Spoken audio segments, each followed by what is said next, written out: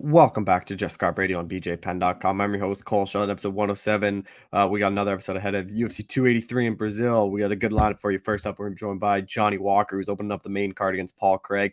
This should be a very fun fight for however long it lasts. Obviously, Paul Craig looking to get a submission. Johnny has a ton of knock power, but he even said he could surprise some people and shoot for a couple takedowns here. He thinks if he's the one controlling the fight on the ground, he can have some success. But really good chat with Johnny and about being able to return back to Brazil. Obviously, he was his last fight in Brazil was that card right before COVID with no fans when he lost a lackluster decision to Nikita Krylov. So he's looking to kind of make up for that and show the Brazilian fans he's still a legit title contender.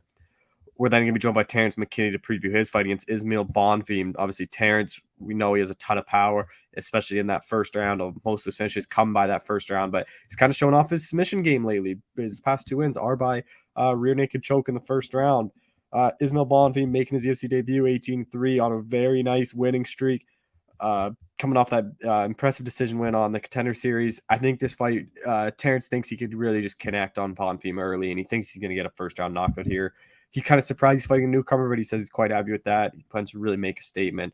And then we close things out talking to Cody Stamann to preview his fight against UFC newcomer Luan Lacerda. Cody's a bit surprised we're fighting UFC newcomer, and he's also not too happy to go down to Brazil. He said he doesn't like the way Brazil treats opposing fighters, chanting like "you will die." He said he's going to go not as much as Colby Covington, but he's going to have a pretty passionate post-fight interview if he does win. So a really interesting chat with Cody, but be sure to share the show, subscribe, and no episode next week with no UFC card, but we're back the week after that, but be sure to tune into that. Thank you again for listening, and be sure to share it and subscribe.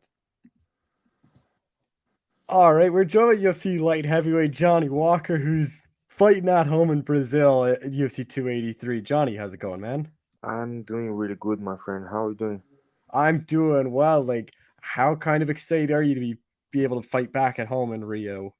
Yes, bro. Very, very excited. In my hometown and in front of my friends and family, will be really excited. I've been training so hard and I can't wait to be there.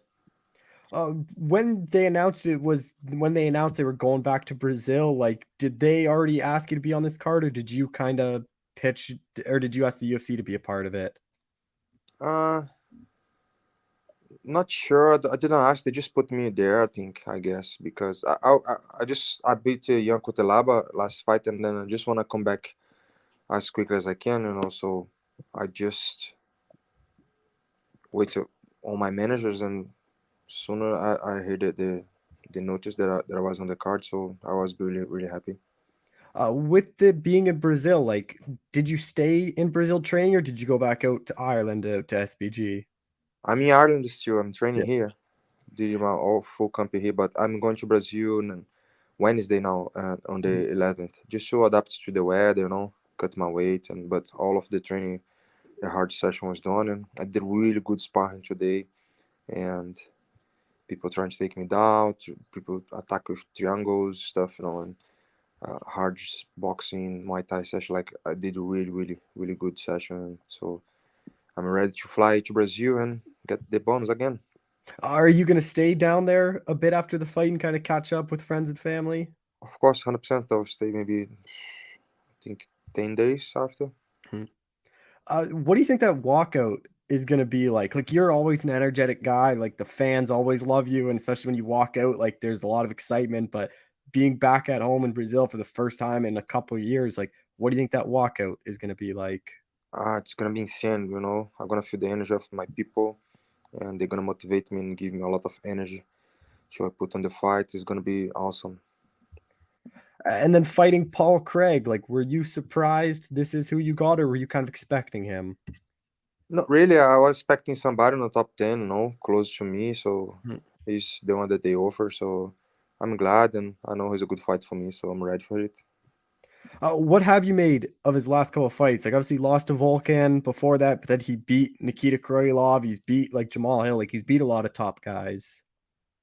Yeah, he beat on the floor with his good uh, ground game. He's back on the floor, catch people with triangle and like good submissions. But I don't think he never faced a really good jiu-jitsu guy as well. Like I have pretty good jiu-jitsu, you know. So I know how to deal with these situations, and I'm not gonna like run from his Mhm. jiu-jitsu. Like he usually catch people because they start to run, they stretch the arm and they give the neck when they start to go away off his attack. So I'm pretty much been doing a lot of his kind of attacks on my training camp. So hopefully he came with something different, because if he come back with the same game plan, it's gonna be hard for him. Do you bring in anyone in this camp to kind of mimic his style? Because he has a very unique style. Yeah, I started in Thailand. I trained for really high level BJJs there, and then when I came to Ireland, I bring my friend Rafael from Germany. He's Brazilian. He's black belt, he's good jiu-jitsu, and I train for Calmo and Will Fleer as well. So it's just basic jiu-jitsu. It's, you know, being watch all of his fight, I know everything that he do, and I just drill against his techniques. I don't want to be there for he apply this thing, but he apply, I know what to do. You know, He often pulls guard quite often. Like, are you kind of prepared to how to fight against that? 100%. Of course, I watch all of his fights. I know what he's gonna do, so I'm ready whatever he's gonna do. You know? You see some people like Nikita Krylov when he had him hurt, went down to the ground with him. Like, is there any thought of just if you hurt him, just not even go down to the ground, just let him get back up to his feet? I'm gonna feel I'm an experienced fighter, you know, and I'm gonna see what's happened, how he badly hurt. Maybe I take him down as well. You know, maybe I pull guard on him. Nobody pull guard. Yeah, that would probably surprise him. Him being on top, he's used to being on the bottom. Yeah. With this one, like, how do you kind of see it playing out? Like, obviously, we've seen Paul get knocked out. Like, he's like a kind of kill or be killed guy. Like, it seems like he either gets knocked out or he finds a submission on his opponents. Yeah. It's gonna be a fun fight for me. I'm gonna enjoy. I've been enjoying the process until now, and I'm gonna finish the fight. I'm gonna knock him out. I'm gonna submit him. So no for points. I never go for the points. Any pressure to make it an exciting fight now that you probably have a lot of friends and family in attendance? Not really. I'm gonna go there for the win. I don't want to impress nobody. Everybody know who I am, know what I can do. So I'm just gonna fight for the win. What do you think a win, especially if you go and finish him? Like, what do you think a win over Paul does for you? I'm not in a rush right now, but this year, 2023, I just want to make maybe as much fight as I can do, like maybe 3 times at least. You know, I'm starting early in January, Mhm. so this is pretty good for me, because 2024, I'm sure if 2030 go the way that I want, 2034 I can go to the title shot. And then how excited are you too that you're back in front of fans? Because for a while you're at the Apex up until that last one. Yeah, I'm pretty excited. I fought on the first event without crowd, was in Brazil, in Mhm. 2020. Mhm. And then now I'm back home and first event with crowds. Everybody probably very excited. You know, everybody miss UFC in Brazil, so it's gonna be really fun. The one thing I want to talk to you about is I see after your last fight, there was that whole like kind of famous video of you still in your gear without shoes on in Vegas. Like, how did that kind of happen? Uh, I finished the fight. I was doing some interviews. Then for the last interviews, they asked me to go outside of the arena. There is a tent there with a lot of media. I did the Mhm. interview, and then they said to the girl that was with us, "I'm done." And she, yeah. So now we can go. Then I tried to come back there, and now we can go to the arena. I think they asked for we don't have a ticket or something like. Yeah, but I'm just gonna grab my stuff, and no, my stuff here on the car red. So they just kicked me out, put me into the hotel, and that's it.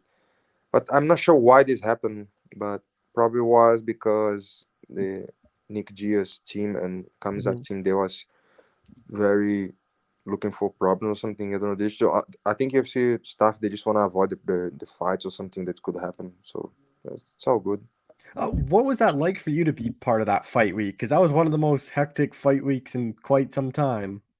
Yeah, it was nice. But, you know, I try to don't mess around too much. Like I'm focused on what I have to do, you know, on my cutting weight and my stuff. I don't really pay attention much, but of course I was seeing on the media like what's happening around, but was fun.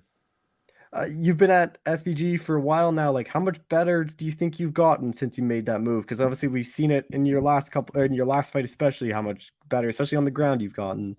Yeah, of course I've been developed a lot of different skills. You know, I just learned how to use all of my skills. You know, I can take people down, I can submit them, I can punch, I can kick, I can knee and elbow. So I'm gonna use all of my arsenal for every fight. And Of course, I was gonna I'm going to the win, so I'm gonna work on my opponent's weakness.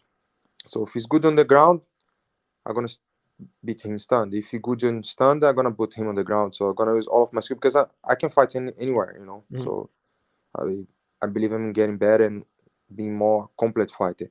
I'm learning a lot and improve my wrestling, my jiu-jitsu, so I can use everything to get the win now. You said a bit ago you want to take things a bit slow. So, like, do you really care who's next? Or are you kind of just open to fight kind of guys around you in the rankings?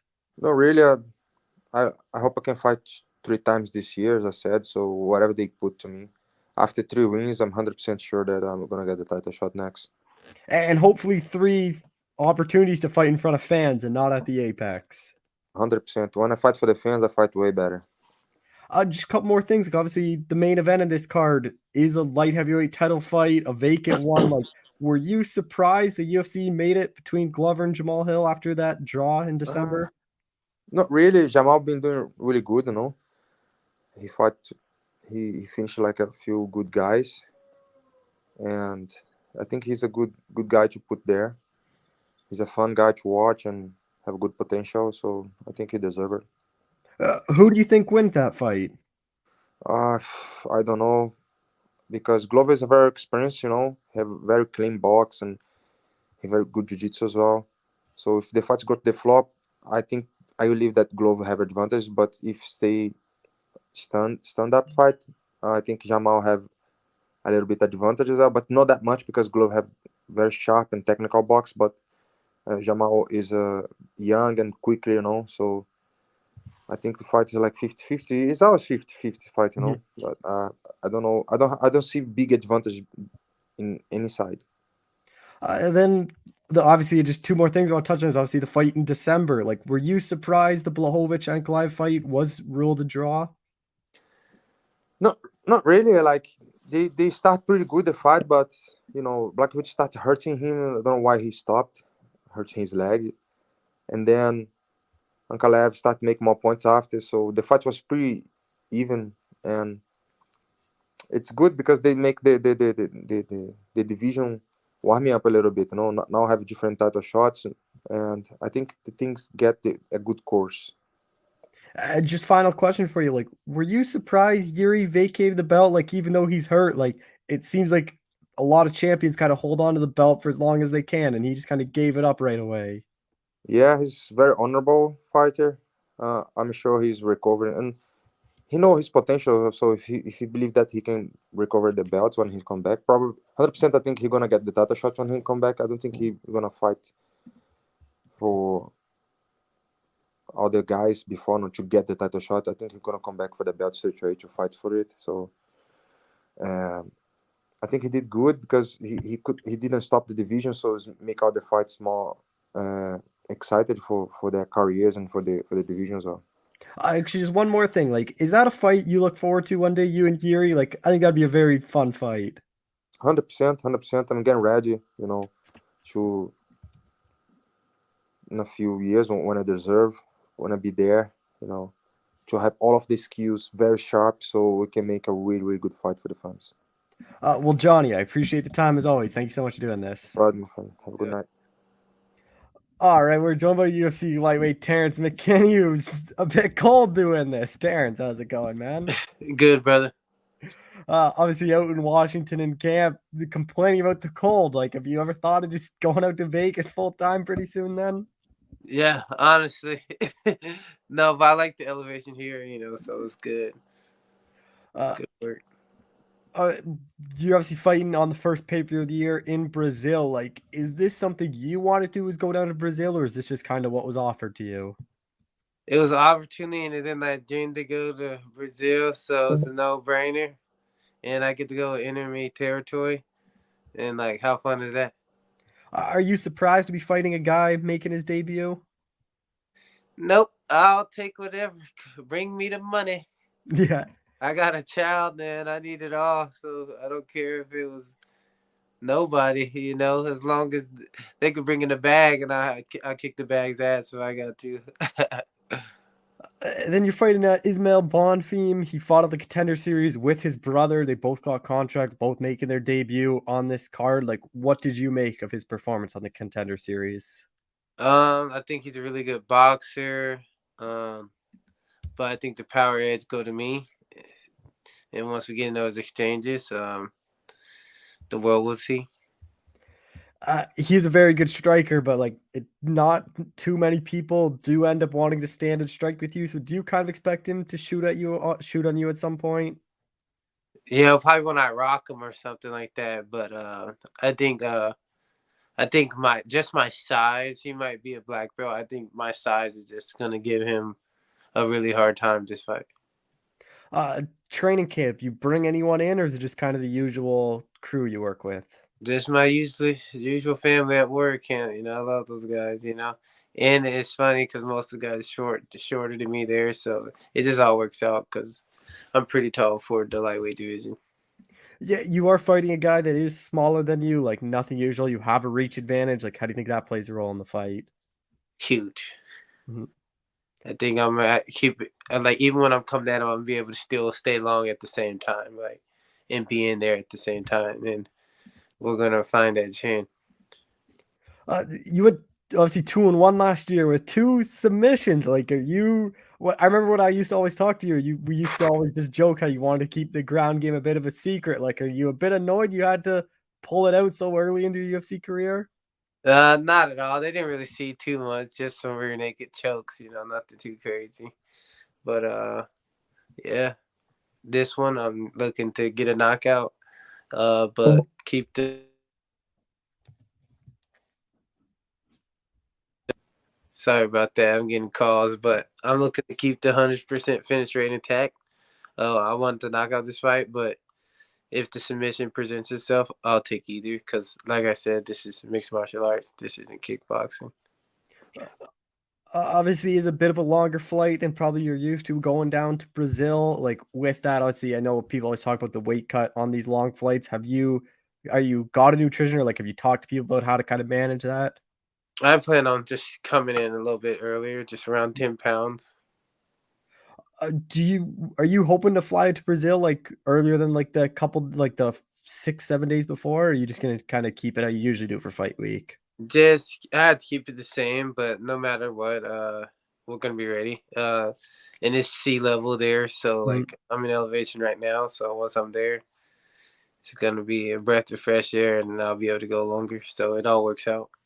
Yeah, how much do you think that does help your cardio is training at elevation and then going way down to sea level? Like it obviously makes a big difference with your breathing. Exactly, and I can set the pace on them. And like I said, we're gonna get them out of there with the KO.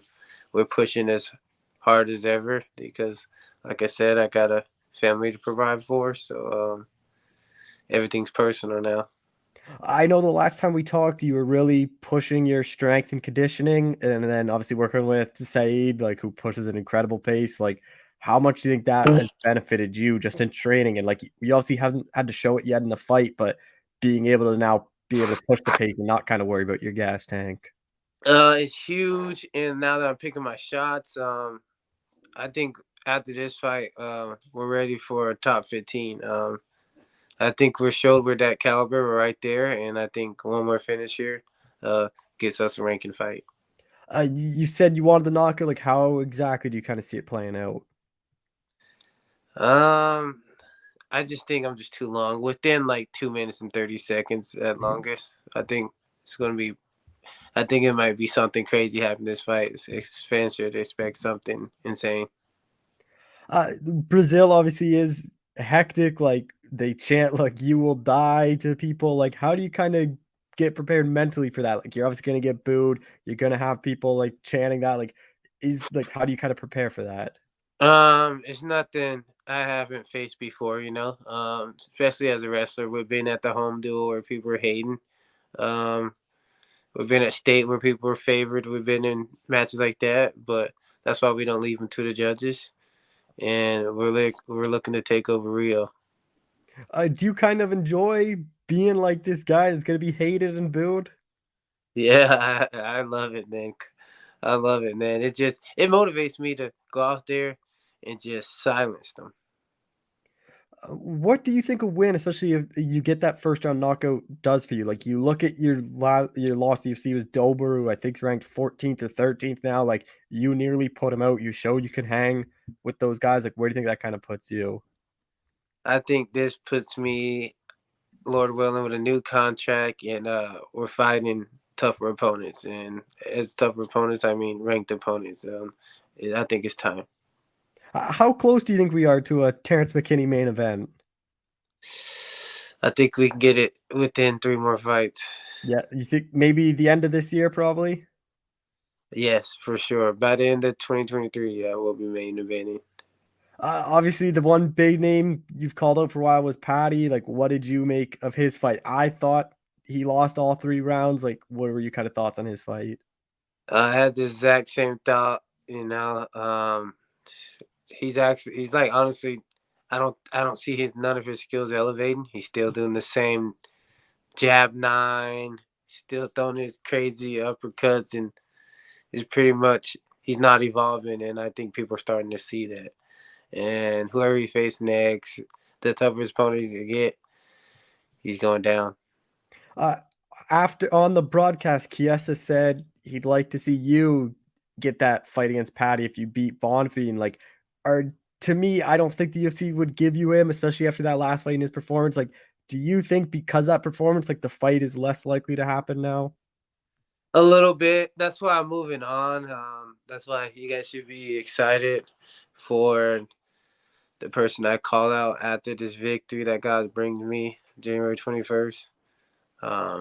Yeah, exciting fights, ranked fights, and yeah, let's get things shaking. I told you guys I want this belt, and I don't care what it takes. No longer than 2024. I got to get it done. You already have a name in mind, then. Yeah.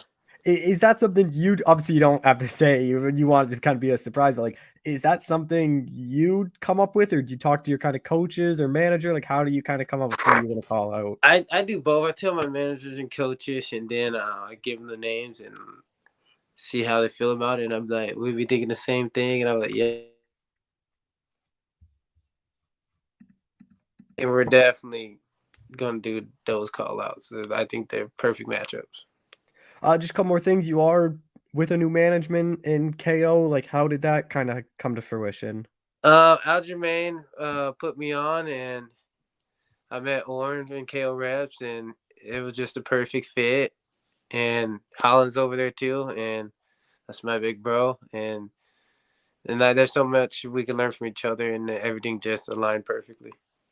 And I know Matt Frivola's over there, and you two, since you've fought, have been like pretty friendly. Like, is that unique for you, or is that like where a guy you fought and then you two end up being pretty like friendly and like talk and hang out and all that kind of stuff? Yeah, you guys know me. I don't have no like hate or animosity towards like any opponent. We're all trying to feed a family. We're all we all crack jokes. It's all just part of the game. And yeah, I just got respect for him. Look what he's doing. He's a beast. Just last thing, like starting out the year early, like what is kind of the goal then for this year? Because like fighting so early kind of sets you up to have a pretty big year. I definitely want to be in the top 10 and getting ready for like a top 5 type of fight, and then fighting for the belt at the end of 2024. Well, Terrance, I appreciate the time as always. Thank you so much for doing this. No problem, brother. Stay blessed. Yeah. All right, we're joined by UFC bantamweight Cody Stamann, who's back in action and head down to Brazil. Cody, how's it going, man? I'm good. I'm not looking forward to that trip to Brazil, though. Yeah. What, like, I just kind of want to start there. Like, when you took this fight, did you know it was in Brazil, or like, what kind of drew you to take this fight and go out of the country then? I mean, it was just kind of like I've been begging for a fight for like 6 months. I thought I was fighting in November. It didn't pan out. And they're like, well, don't worry, something's gonna pop up in December. And then I just started watching all these cards getting filled up. And then I started seeing people getting booked in February and March. And I'm like, dude, what's going on? Why has nothing come up? And this was just the first fight that I was offered that really got locked down. And I took it, you know what I mean? I jumped on it. Like I wanted to be active. I really wanted to get another fight last year or this year. But this was just the first opportunity I had to get back in the cage. you know, I've been training really hard kind of all summer, all fall. You know, so I just like, I want this hard work to mean something, you know what I mean? I just want to get back in there. And if I got to go to Brazil and fight a debut guy that's a, you know, jiu-jitsu guy, like, let's do it. You know what I mean? There's really nobody that I don't feel like I can't beat in the cage. And then I know when we talked after the Eddie fight, that was obviously the last fight on your deal. Like, how quickly did that kind of new contract take to get done then? Like a week. Like, Oh, I yeah. had a new contract right away. And like I said after the Eddie fight, I'm like, I don't have the scratch on me. Like, I'll go again this summer.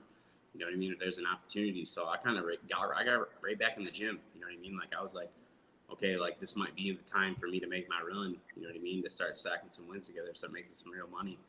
And I just, man, just nothing was panning out. And, you know, I'm not going to say that, like, people didn't want to fight me or that I'm, you know what I mean? I'm not going to fucking be that guy because, you know, anybody in the UFC is a bad motherfucker. But at the same time, like, I'm kind of a dangerous fight for everybody. You know what I mean? I fought, you know, 2 guys in the top 5.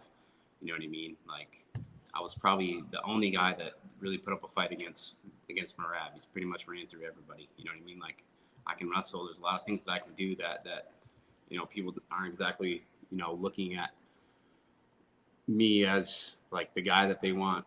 You know what I mean? Like, everybody wants to kind of skip over me and find a different route to the top. And the reality is that, you know, like, I've kind of been put in like a gatekeeper role because I flew up to the top and I fucking stumbled back down the hill, and now I got to come my way back up to the top. And, you know, there's not a lot of guys willing to fight a guy like me.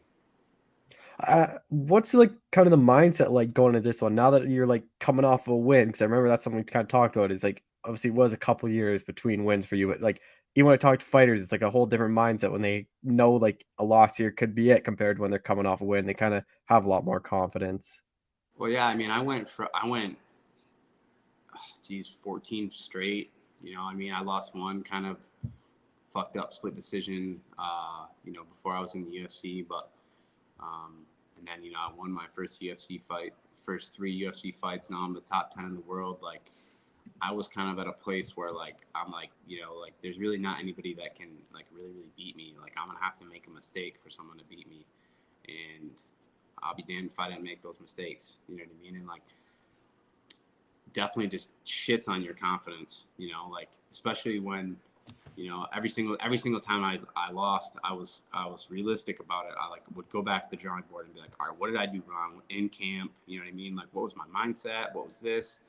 And like, I would try to make those adjustments. I wasn't just one of those guys that's got like a fucking huge ego and I'm just like, oh fuck, you know what I mean? Like, that motherfucker just got lucky. It's like, no, like, I got to change something. Something needs to change. And I felt like I was doing all these things right, you know, throughout all those times, and like, I still wasn't getting the results that I needed to get. I'm like, what the fuck is going on? Do I not have this anymore? And, you know, I like really thought after the Saeed fight, you know, pay-per-view, I get choked out in a fucking minute. And I'm like, dude, this is rock bottom for me. You know what I mean? Like, I literally went from being, you know, in the top 10, you know, a year and a half before that to like, I'm shit now. And, then, you know, I'm like, I'm done. Like, I'm out of the UFC. And like, just to get another opportunity, I'm like, dude, I got one last chance to make this shit happen. I don't know what it is that made me good before that I'm missing now, but like, I'm like, no stress. I'm just gonna go out there and get in a fucking fight. Like, it's me or him. Like, I was telling my cornerman, I was like, don't sit down. Like, this is gonna be quick. You know what I mean? Like, I'm fucking going out.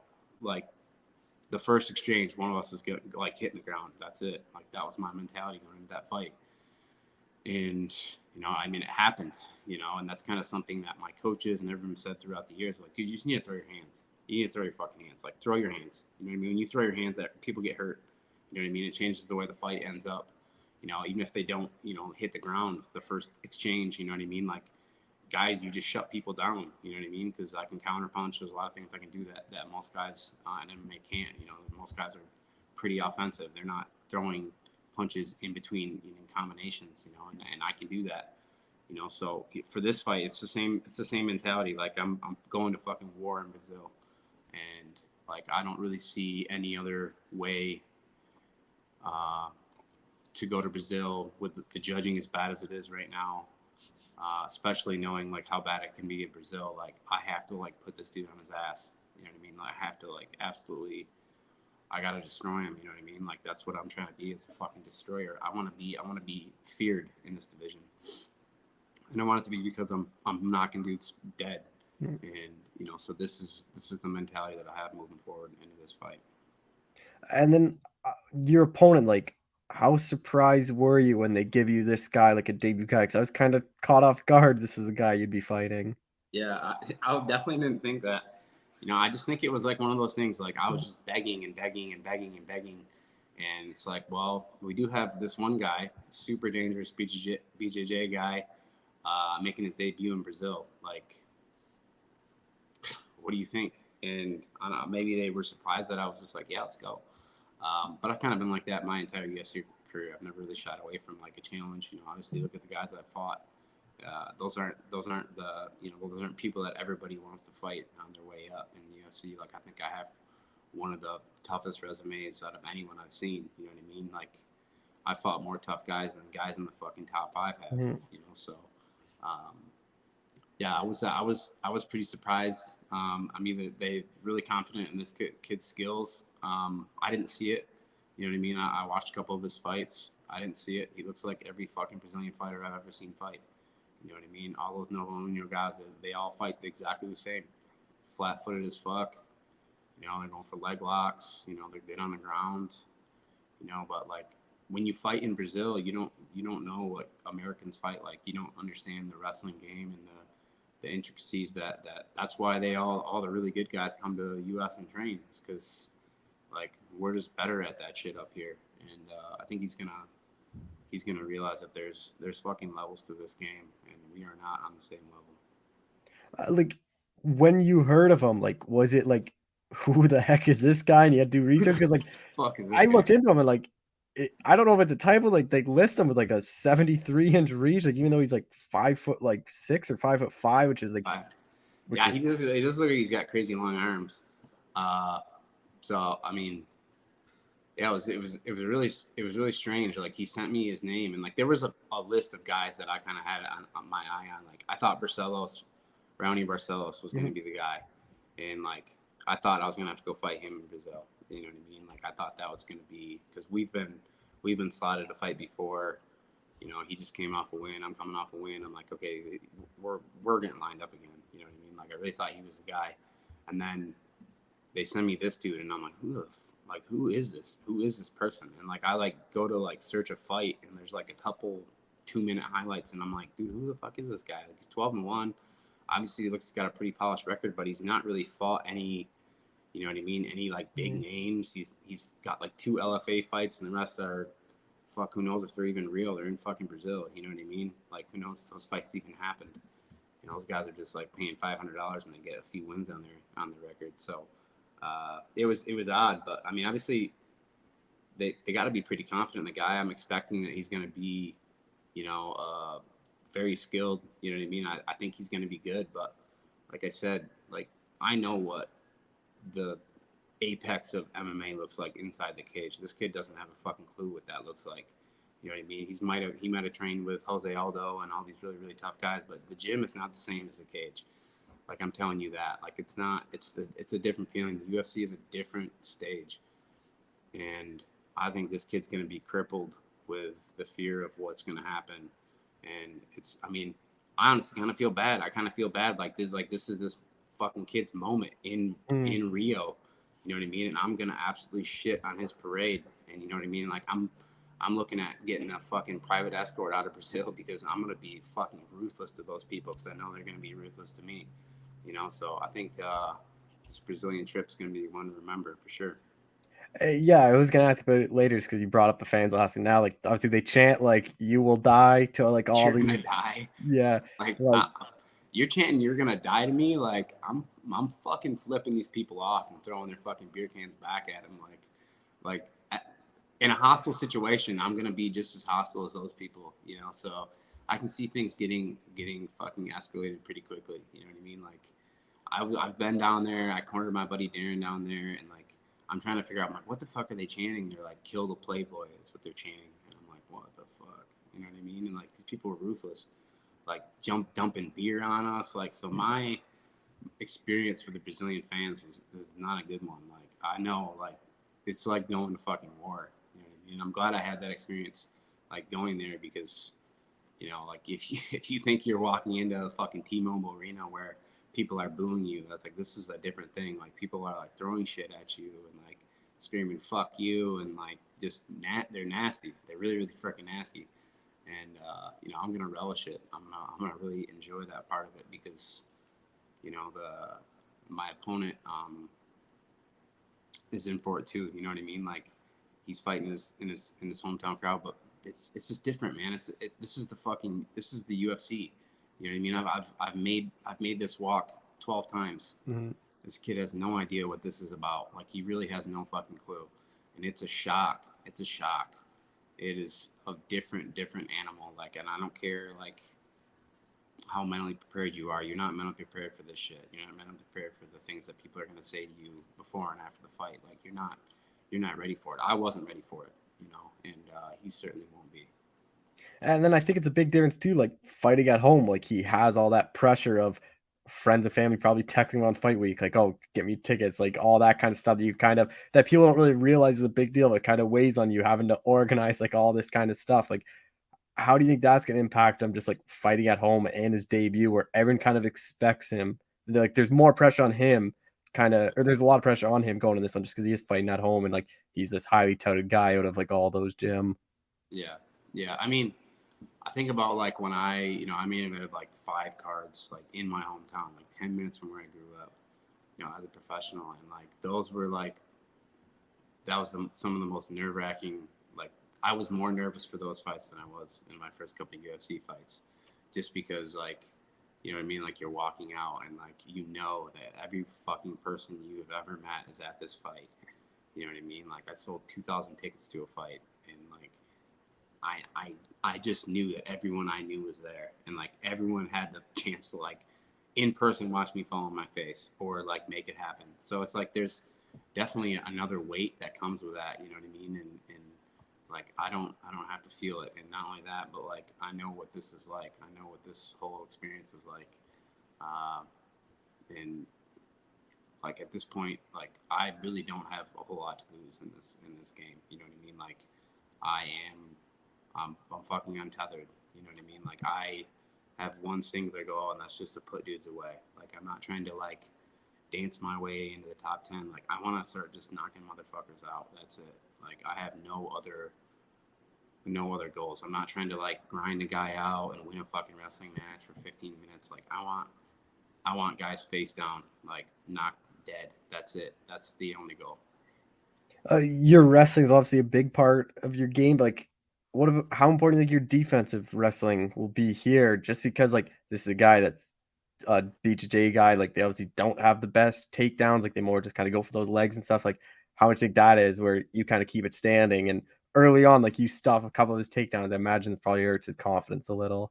Yeah, I mean, it's like any fight. You know, if you can control where the fight ends up, you have a exponentially higher chance of winning, right? And I can do that. You know what I mean? Like I'm, if not the best, one of the best MMA wrestlers in the division. You know, so I don't see how like, you know what I mean? It's not like this guy's gonna come out and fucking stack 7 takedowns against me. You know what I mean? Like he's a Brazilian, unless you're from Russia or Iran or Georgia or like one of these like super well respected, the U.S., like one of the super well respected wrestling states, and you have a fucking huge pedigree. Like I'm not scared of your fucking takedowns. You know what I mean? Like I'm not scared of you getting a hold of my leg.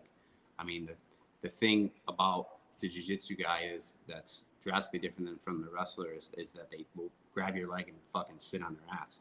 You know what I mean? They'll like scoot around on their ass, and that's like something that, you know what I mean? If there's one single like aspect of this fight that I believe makes this kid the most dangerous, is that, you know what I mean? Like that's a position that I'm training like religiously. Like I want to be a fucking master on what to do when guys pull guard, because I've never had anyone do that, you know what I mean, in a live scenario. You know, so that's like the singular thing that is odd about fighting someone that is so intent on getting the fight to the ground, is that they will just succeed a takedown and just go to their ass, which is fucking a shitty pussy way to fight, if you're asking me. So how do you kind of see this playing out? Like you look at him, like a lot of finishes, but on the flip side, like it doesn't seem like he's faced a whole lot of adversity. Like we don't really know what his cardio is like. Like how do you kind of see it playing out? I mean, who's he finishing though? You know what I mean? Like, Yeah. he isn't who's he fought? You know what I mean? If he was fighting, you know, the best guys in the U.S. or you know the best guys, he's fighting fucking Brazilians. You know what I mean? Those guys all fight relatively the same way. They're all pretty flat-footed the way they fight. They kind of stand and bang. You know what I mean? And then they get in these like prolonged grappling exchanges. You know, and like this is just a completely different style. Like he doesn't have anyone in his camp that can prepare him for me. You know, I've got 20 guys in my camp that are preparing me well for him. I think I'm either gonna set this kid down early and eventually get him out of there, or you know, it's gonna be a fucking striking clinic. You know what I mean? I'm gonna put hands on this kid, and it's gonna be 15 minutes of him just trying to figure out what the fuck is going on. And I don't really see it going any other way. You know what I mean? Like maybe he gets a hold of my leg a couple times, but you know, anti-grappling is a lot easier than, you know what I mean? Like I'm not gonna grapple the kid. Like I'm not gonna shoot double legs. Like I can tell you that right now. I'm not gonna try to take the kid down. Like I know how dangerous he is on the ground. You know, and like ultimately I'm the better wrestler, and I can decide when this fight ends up. Is there any pressure to like kind of make a statement and like not make this fight close just because like you're a guy that's been in the top 10, this guy making his debut, kind of like almost like a maybe it's not a disrespecting, but like maybe a disrespecting that they are giving you a debut guy so late in your kind of career?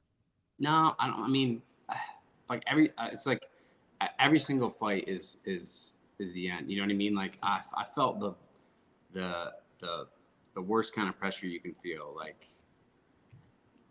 knowing that you know you're going out and fighting for your job. Like if you can't make it happen this time, like everything after that is pretty light. You know what I mean? I fought a week after my brother died, and like everything after that seems pretty light as far as like the pressure goes. Obviously, there's pressure in every single fight. Every single person you get in the cage with is dangerous. It can hurt you.